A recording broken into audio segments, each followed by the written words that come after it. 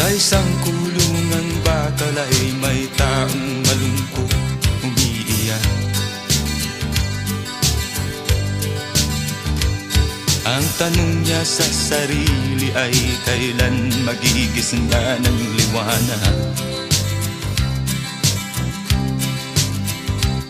Malayo ang iniisip at nakakuyong yaring mga palad.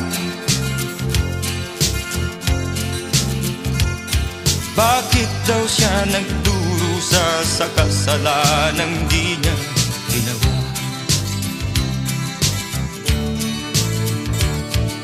Kahapon lamang ay kapiling niya kanyang asawa at anak.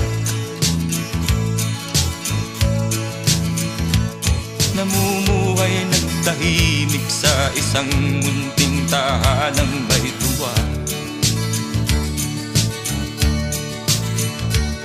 Ang kaligayahan ay pinutol ng isang paratang sa kanya.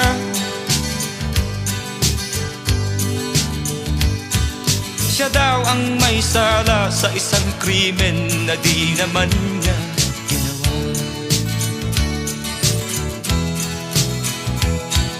Wala na bang katarungan ng isang nilalang na katulad niya? Ilan pang tulad niya ang magdurusa ng walang kasalanan?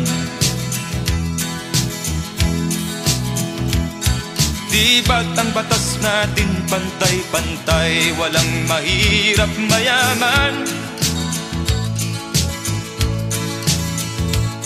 Bakit marami ang nagdurusang mga walang kasalanan?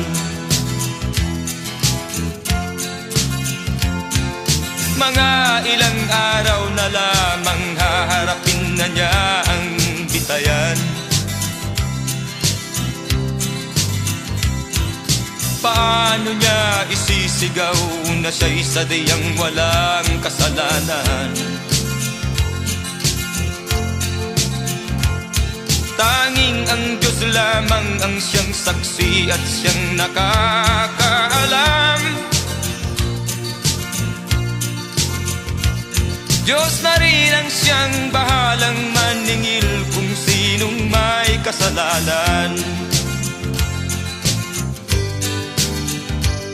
Dumating na ang araw, haharapin na niya kanyang kamatayan. Sa isang upo ang bakal na kay dami ng buhay na inutang.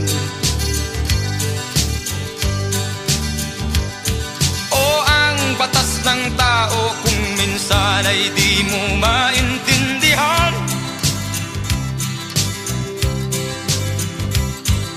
Ilan pang tulad niya ang magdurusa ng walang kasalanan?